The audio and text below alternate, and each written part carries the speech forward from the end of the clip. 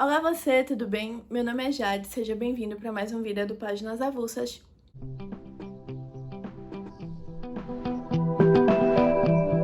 Bom, hoje eu vim conversar com vocês sobre o novo livro da Suzanne Collins, que é o lançamento de junho da Roku, A Cantiga dos Pássaros e das Serpentes.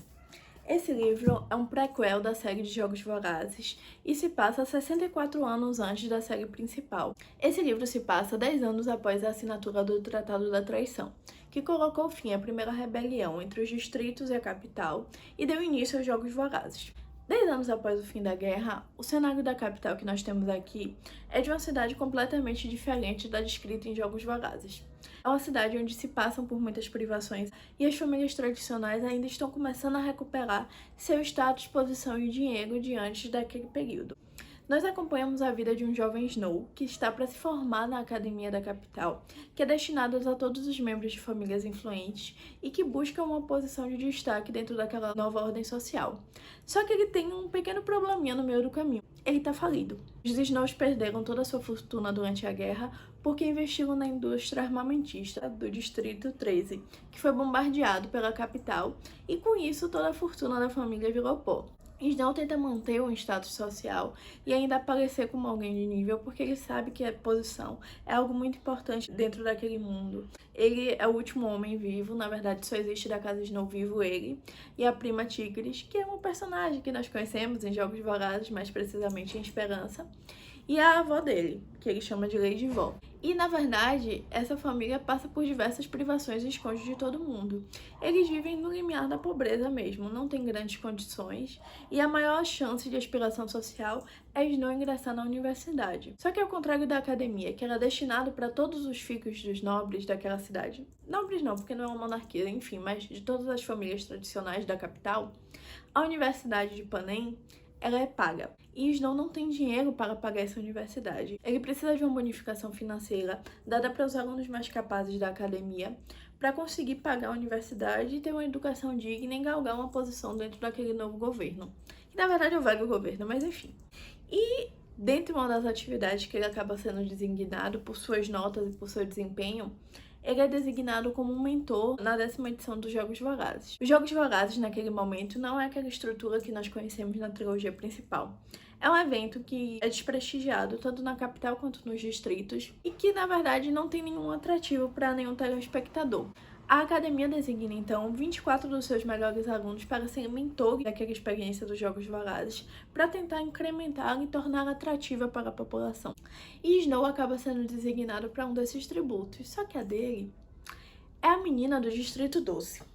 Então, ele sente o desprestígio nesse momento da designação, porque as chances dele conseguir se destacar dentro daquele meio, teoricamente, seriam muito baixas. Só que na colheita do Distrito 12 acaba sendo sorteada a Lucy Gray. Lucy Gray ela faz parte de uma estrutura familiar denominada de bando, que na verdade parecem um pouco com ciganos, que faziam shows ao longo de Panem inteira, como artistas mesmo, cantando e fazendo performances, inclusive de circo.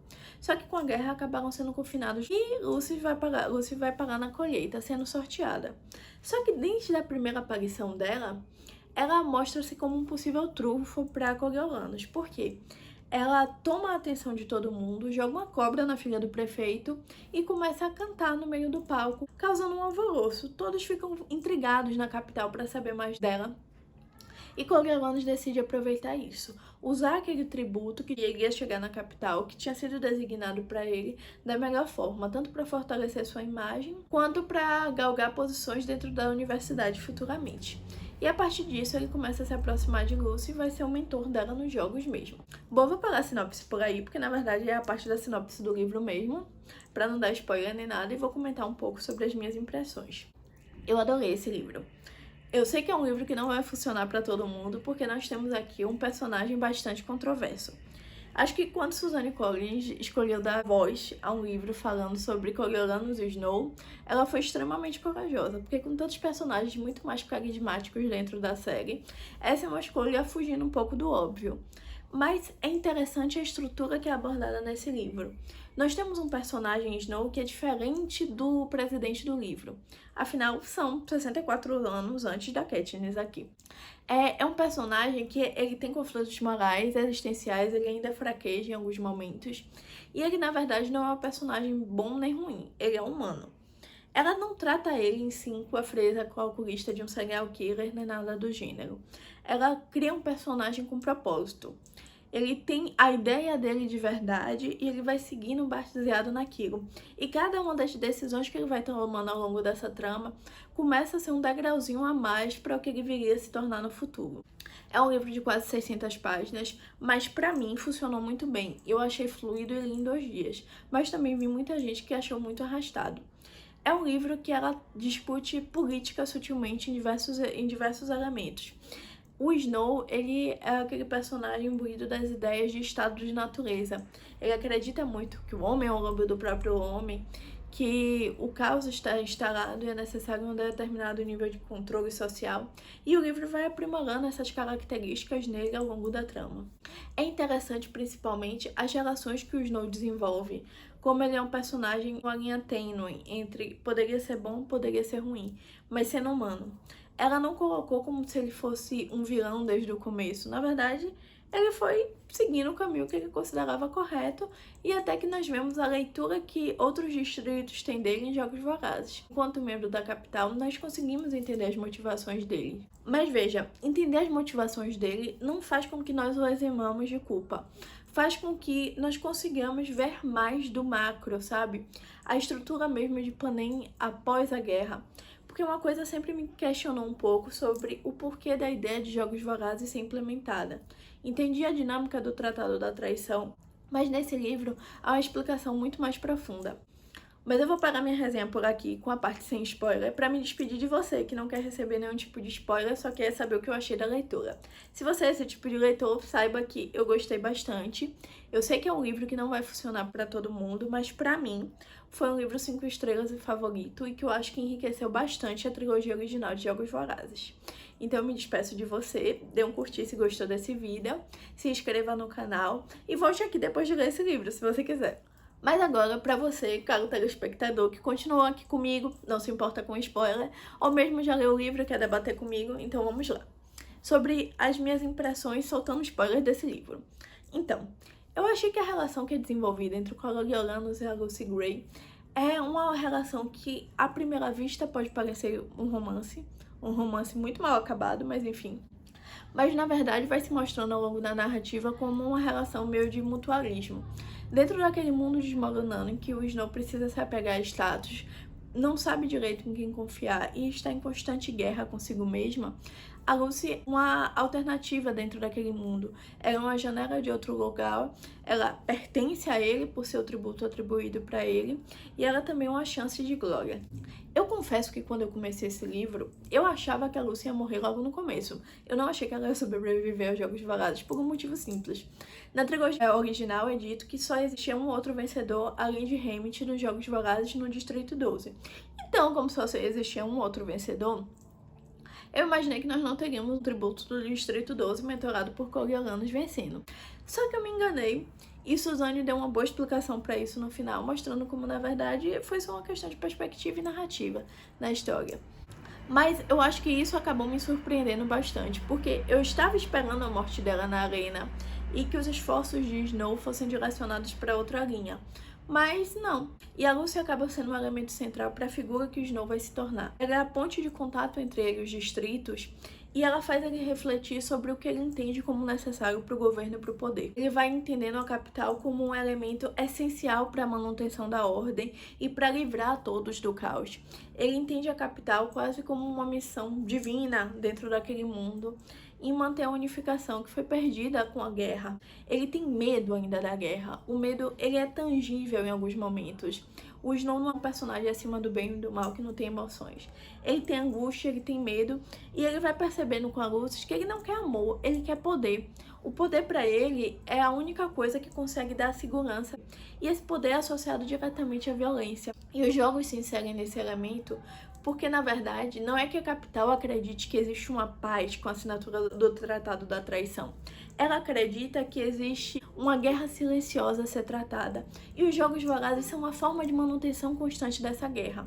O governo de Panem é um governo ainda instável, em revolução constante, e isso é muito legal porque, na verdade, quando nós temos o final de Jogos Vorazes, nós temos meio que uma inversão daquele governo, um novo governo assumindo, mas na verdade, como os personagens de Jogos Vorazes são diferentes desse Coriolanus e desse começo de governo?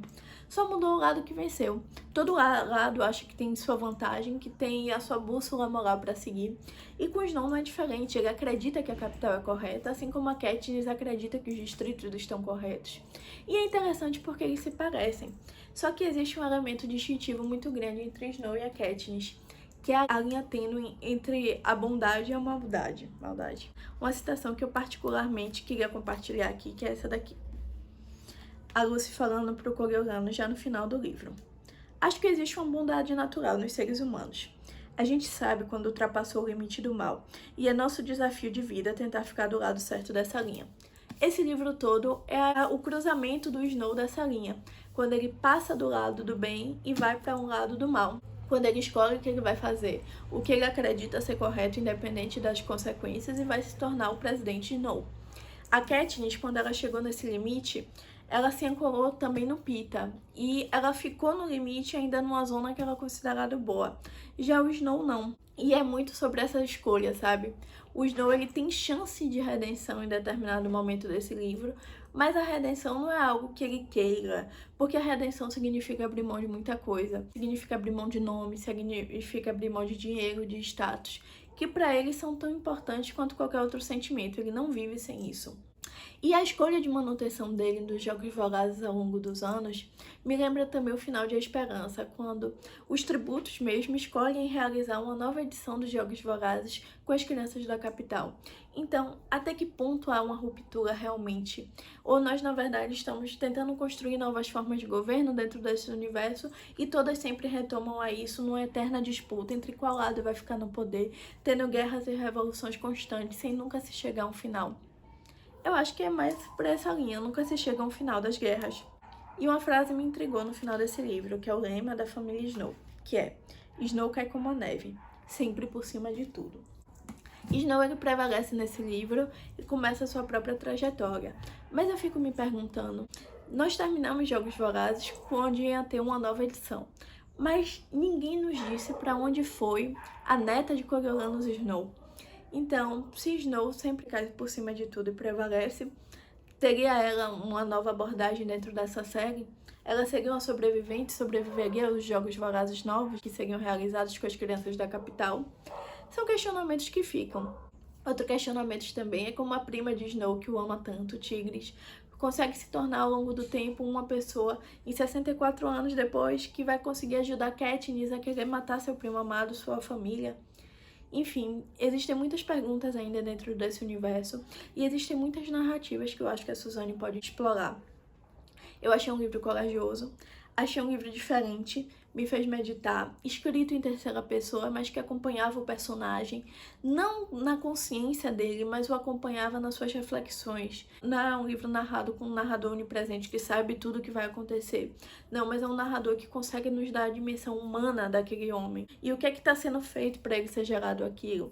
Quem foram seus predecessores? O que vai levar seus sucessores?